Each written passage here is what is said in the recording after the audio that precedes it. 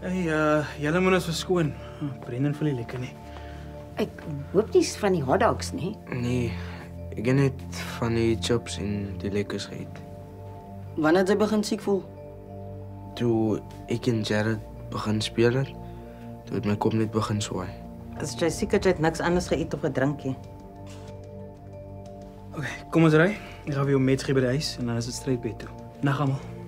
Niks, Brenda. Sien jou môre sometime. Shame. Ek hoop jy is serieus nie. Nee, wat? 'n Nag se rus en hy's weer piekfyn. Is jy ook so indruk? Kyk hoe jy Soos die wind sal waai.